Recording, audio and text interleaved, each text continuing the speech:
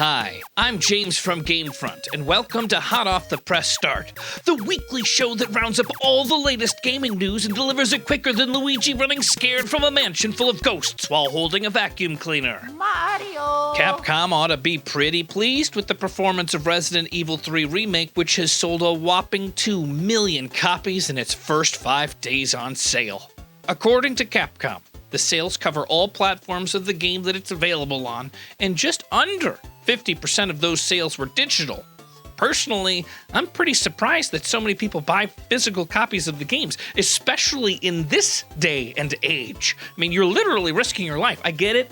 Maybe you want a collector's item, but your life's on the line.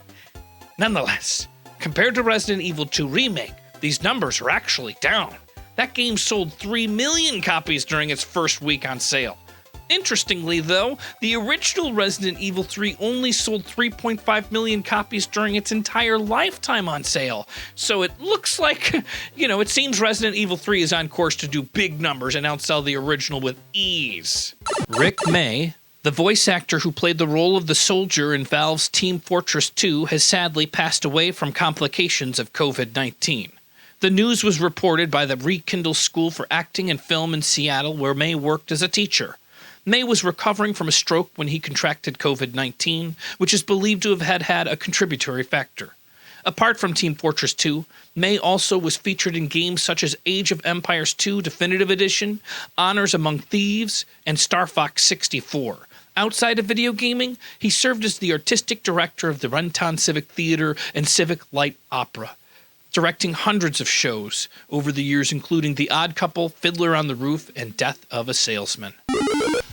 The original Crysis is getting a remastered release with new textures, graphical enhancements, and ray tracing support. The news was leaked by Crytek themselves, who accidentally published a web page promoting the game. The page in question is now hidden again, but not before the images contained within were leaked on Twitter.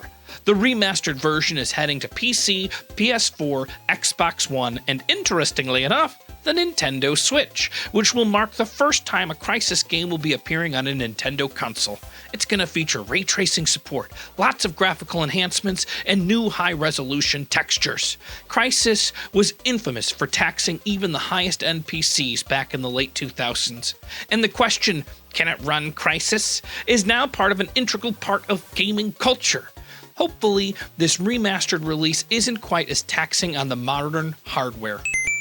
There's a new mode available in Call of Duty Warzone. It's called Scopes and Scatterguns. It's a fancy way of saying you're only allowed either a sniper rifle or a shotgun, two opposites when it comes to firearms. The mode removes mid-range weapons from the equation, meaning you're either facing someone in close quarters or you're dead before you even know your enemy can see you. There's also double XP week this whole weekend on all the modes, which is pretty nice.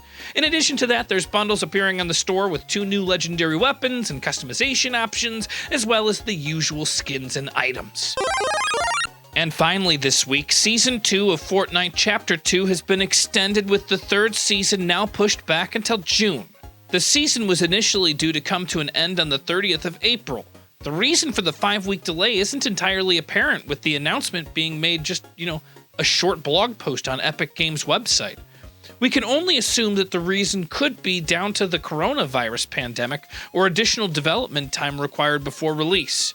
Epic did state, however, that they will be bringing more new content during the current season, with new challenges, bonus XP, and even a few surprises. Hoo-hoo, I cannot wait. Even with this delay, Season 2 will still end up shorter than Season 1, so it's not a massive amount of extra time to wait. And you may even want to give yourself some more time to complete Season 2's challenges.